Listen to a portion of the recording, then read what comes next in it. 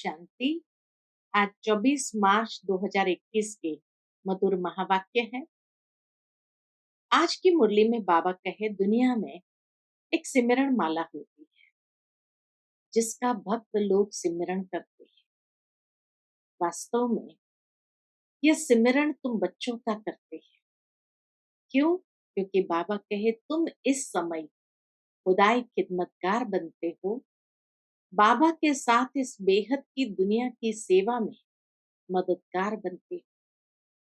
इसीलिए तुम्हारा सिमरण जरूर होता है, लेकिन पूजा नहीं होती है, क्योंकि शरीर अपवित्र है। तो अपवित्र शरीर की पूजा कैसे हो सकती है? बाबा कहे तुम बच्चों को इस समय बहुत नशा रहना चाहिए। हम किसके साथ? हम शिव बाबा के साथ। और बाबा के इस ज्ञान और योग से ही हम अपने कौड़ी तुल्य जीवन को हीरे तुल्य बना रहे हैं। सुनते हैं बाबा के मधुर महावाक्य। ओम शांति। मीठे बच्चे, तुम इस समय बाप के साथ सेवा में मददगार बने, इसलिए तुम्हारा सिमरण होता है, पूजन नहीं, क्योंकि शरीर अपवित्र है। प्रश्न है, कौन सा नशा तुम बच्चों की बुद्धि में निरंतर रहना चाहिए? उत्तर, हम शिव बाबा के बच्चे हैं, उनसे राजयोग सीख स्वर्ग की राजाई का वर्षा लेते हैं। यह नशा तुम्हें निरंतर रहना चाहिए। विश्व का मालिक बनना है तो बहुत खबरदारी से पढ़ना और पढ़ाना है। कभी भी बाप की निंदा नहीं करानी है, किसी से भी लड़ना झगड़ना नहीं है। तुम कौड़ी से हीरे जैसा बनते हो तो अच्छी रीति धारणा कर। आज का बाबा के मुरली का गीत है, जो पिया के साथ है उनके लिए बरसात। ओम शांति। बच्चों ने समझा, जो बाप के साथ है वो बाप दादा के साथ है। अभी तो डबल है ना, बाप दादा डबल है ना। ये अच्छी तरह समझाया जाता है। ब्रह्मा द्वारा परमपिता परमात्मा शिव स्थापना कैसे करेंगे, वह तो जानते नहीं है। तुम बच्चे ही जानते हो, उनको अपना शरीर है नहीं। कृष्ण को तो अपना शरीर है। ऐसे तो कहा नहीं जा सकता कि परमात्मा से कृष्ण के शरीर द्वारा ज्ञान देते हैं। नहीं, कृष्ण तो है सतयुग का प्रिंस। परमपिता परमात्मा ब्रह्मा द्वारा स्थापना कराते हैं, तो जरूर ब्रह्मा में प्रवेश करना पड़े। और कोई उपाय है नहीं, प्रेरणा आदि की बात नहीं। बाप ब्रह्मा द्वारा सब समझा देते हैं। विजय माला, जिसको रुद्र माला कहा जाता है, जो मनुष्य पूजते हैं, सिमरते हैं, तुम बच्चे समझते हो यह रुद्र माला सिर्फ सिमरी जाती है। मेरु तो कहा जाता है ब्रह्मा सरस्वती को, बाकी माला हुई बच्चों। विष्णु की माला तो एक है, पूजी जा सकती है। इस समय तुम पुरुषार्थी हो, तुम्हारा सिमरण होता है अंत में। आत्माओं की माला है या जीवात्माओं? प्रश्न उठेगा ना। विष्णु की माला तो कहेंगे चैतन्य जीवात्माओं की माला।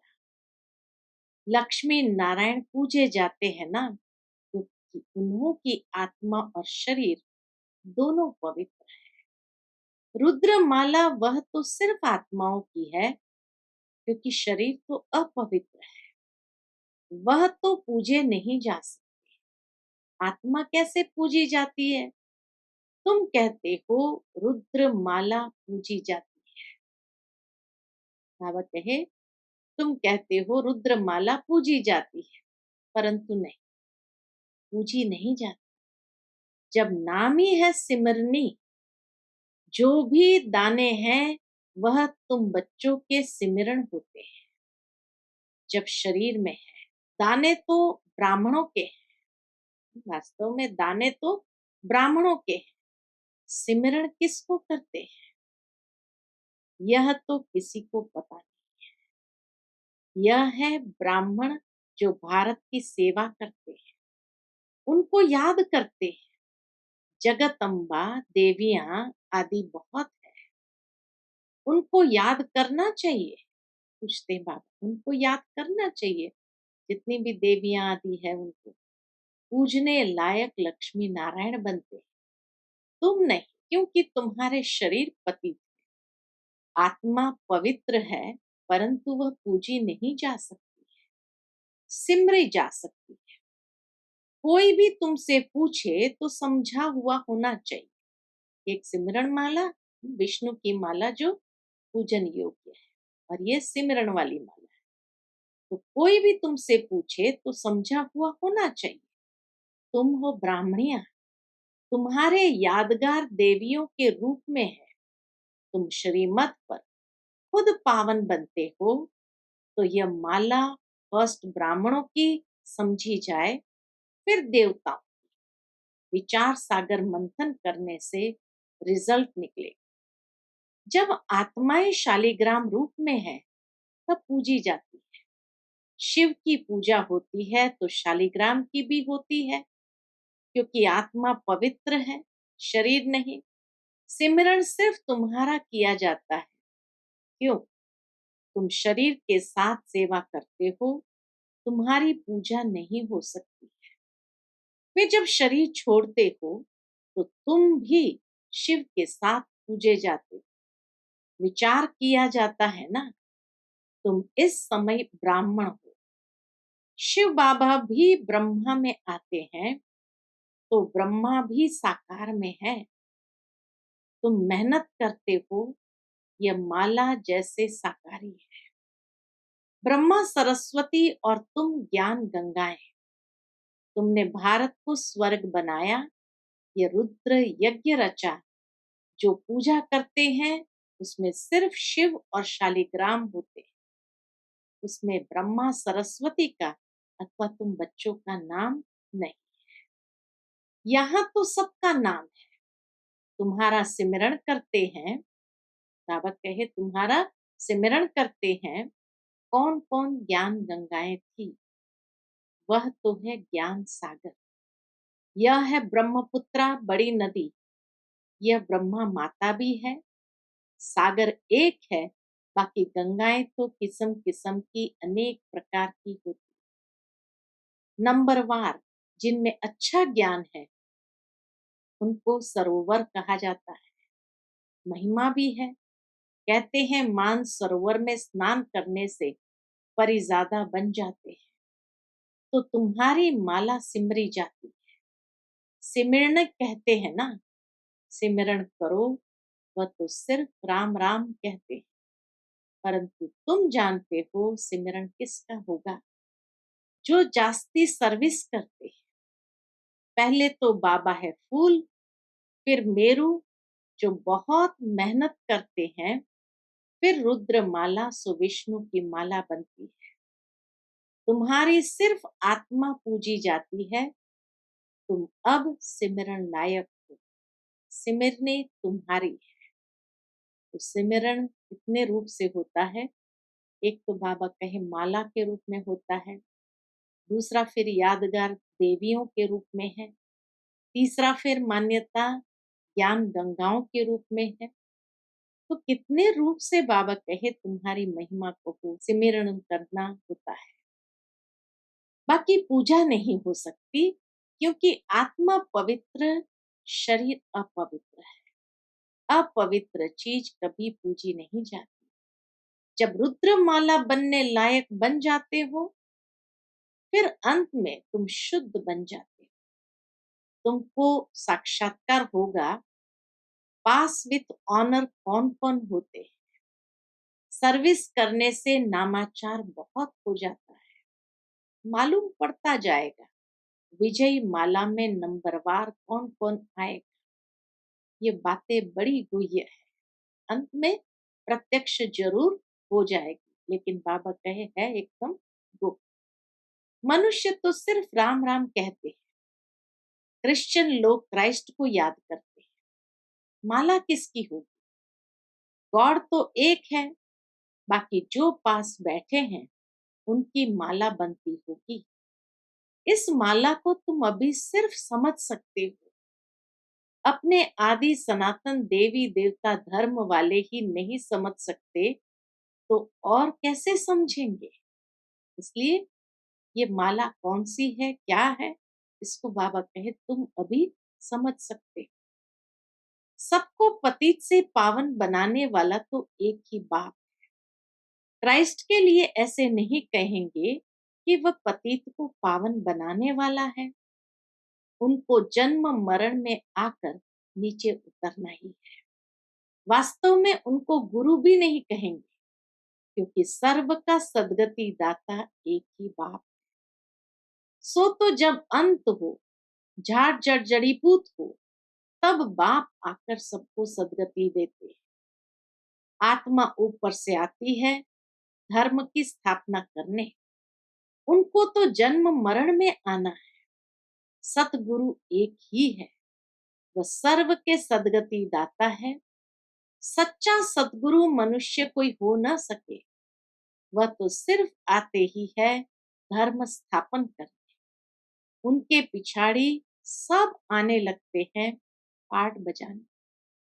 जब सब तमो प्रधान अवस्था को पाते हैं, तब मैं आकर सर्व की सद्गति करता हूँ। सब वापस जाते हैं, फिर नए सिर चक्र शुरू होता है। तुम राजयोग सीखते हो, वही राजाएं पाएंगे, फिर राजा बने व प्रजा बने। प्रजा तो ढेर बनती है, मेहनत है राजाई पद पाने। अंत में पूरा पता पड़ेगा कौन विजयी माला में पिरोए जाते हैं। अनपढ़ पढ़े के आगे भरी ढोएंगे। सतयुग में आएंगे, परंतु नौकर चाकर बनना पड़ेगा। ये सबको मालूम हो जाएगा। जैसे इम्तिहान के दिनों में सबको मालूम पड़ जाता है कौन कौन पास होंगे। पढ़ाई पर अटेंशन नहीं होता है तो फेल हो जाते हैं। तुम्हारी यह है बेहद की पढ़ाई। ईश्वरीय विश्वविद्यालय तो एक है, जहां मनुष्य से देवता बनना है। इसमें नंबरवार पास होते हैं। पढ़ाई एक ही राजयोग की है। पढ़ाई तो एक ही राजयोग की है। राजाई पद पाने में मेहनत है और सर्विस भी करनी है। राजा जो बनेंगे उनको फिर अपनी प्रजा भी बनानी पड़े। अच्छी अच्छी बच्चियां बड़े बड़े सेंटर संभालती है, बड़ी प्रजा बनाती है। बाबा भी कहते हैं बड़ा बगीचा बनाओ तो बाबा भी आकर देखे। अभी तो बहुत छोटा है, बॉम्बे में तो लाखों हो जाएंगे। सूर्यवंशी तो सारी डिनास्टी होती है तो ढेर हो जाएंगे। जो मेहनत करते हैं वे राजा बनते हैं, बाकी तो प्रजा बनती जाएगी। गाया भी हुआ है, हे प्रभु तेरी सदगति की लीला। तुम कहते हो वाह बाबा, आपकी गति मति न्यारी है।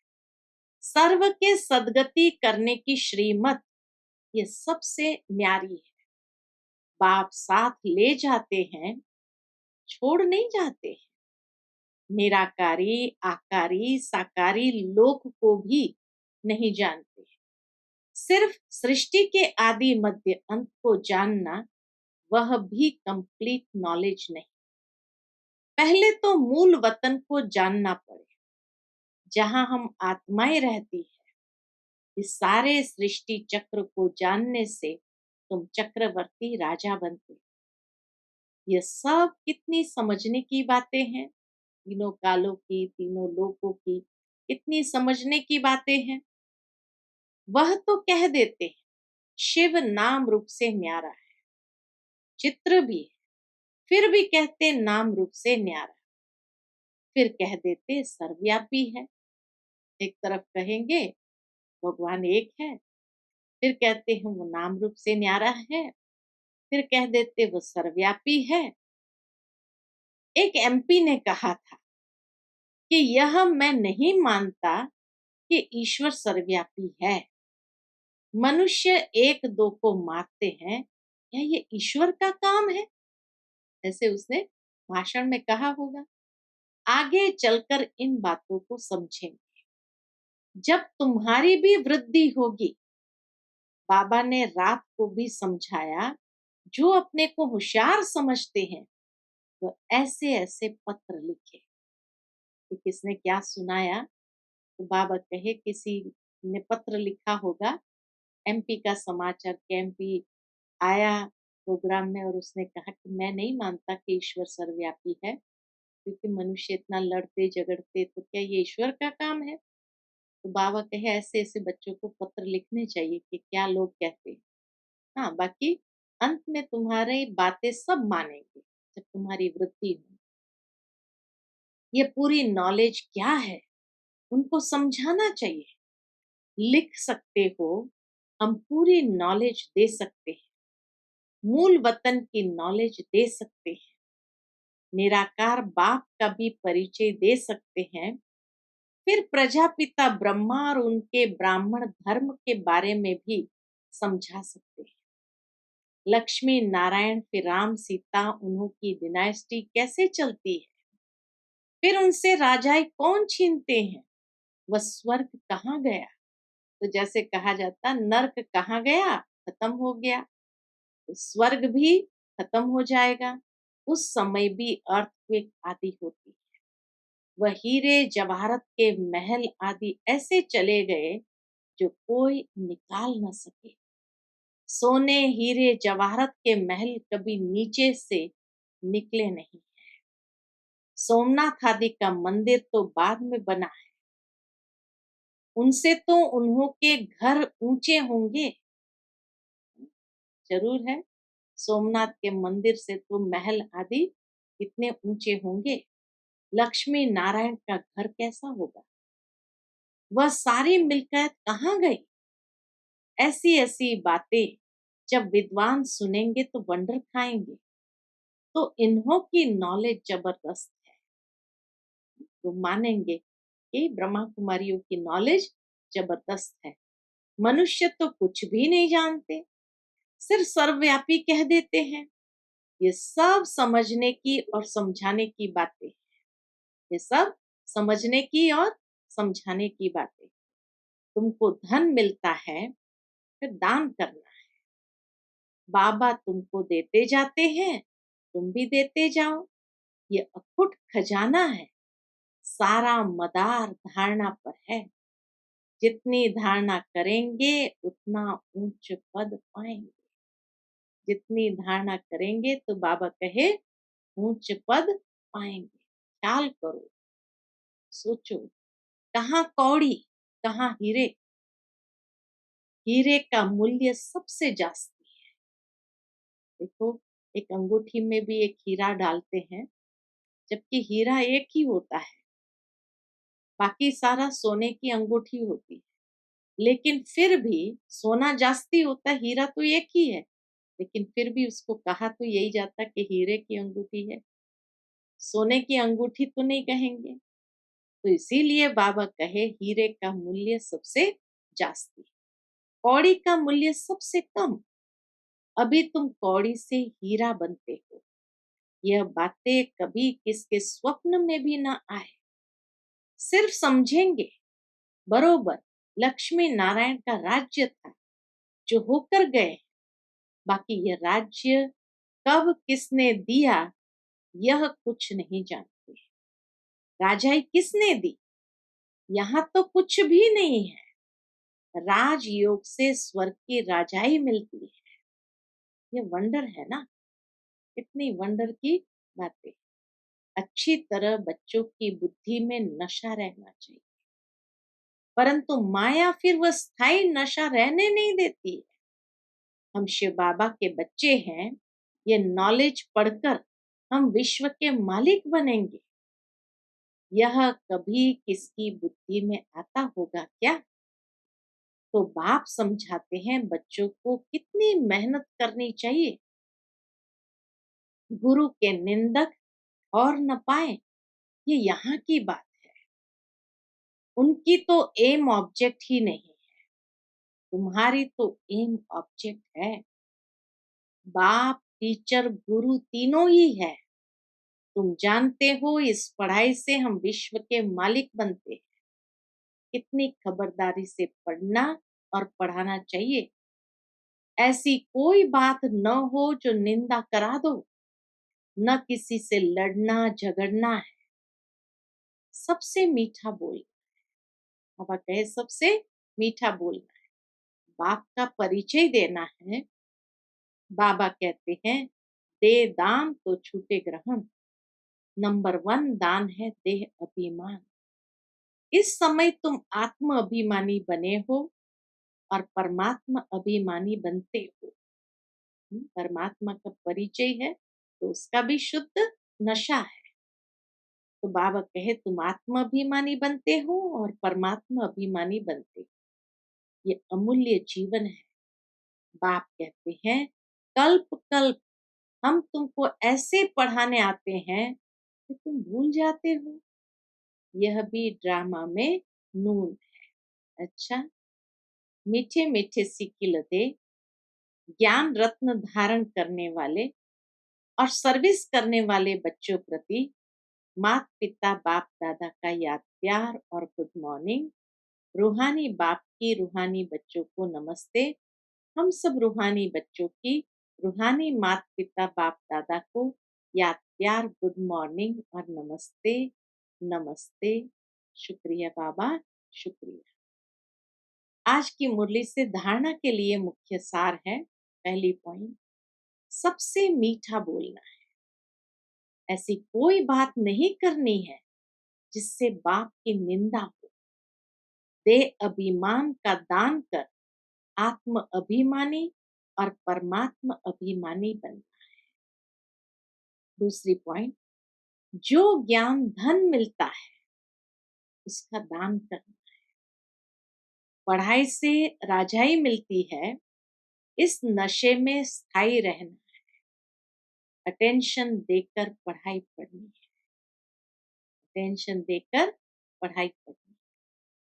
आज का बाबा का मधुर वरदान है, एकाग्रता के अभ्यास द्वारा अनेक आत्माओं की चाहनाओं को पूर्ण करने वाले विश्व कल्याणकारी भव। एकाग्रता के अभ्यास द्वारा अनेक आत्माओं की चाहनाओं को पूर्ण करने वाले विश्व कल्याणकारी भव। सर्व आत्माओं की चाहना है कि भटकती हुई बुद्धि व मन चंचलता से एकाग्र हो जाए। यही हरेक की चाहना है। तो उनकी इस चाहना को पूर्ण करने के लिए पहले आप स्वयं अपने संकल्पों को एकाग्र करने का अभ्यास बढ़ाओ। निरंतर एक रस स्थिति में वह एक बाप दूसरा न कोई इस स्थिति में स्थित रहो। व्यर्थ संकल्पों को शुद्ध संकल्पों में परिवर्तन करो, तब विश्व कल्याणकारी भव का वरदान प्राप्त होगा। तब विश्व कल्याणकारी का वरदान प्राप्त होगा। आज का बाबा का स्लोगन है, ब्रह्मा बाप समान, ब्रह्मा बाप समान गुण स्वरूप, शक्ति स्वरूप और याद स्वरूप बनने वाले ही सच्चे ब्राह्मण हैं। ब्रह्मा बाप समान गुण स्वरूप, शक्ति स्वरूप और याद स्वरूप बनने वाले ही सच्चे ब्राह्मण हैं। अच्छा, Om Shanti. To watch Peace of Mind channel videos on YouTube, subscribe us on youtube.com/tvpeaceofmind. Just a click for a peaceful life.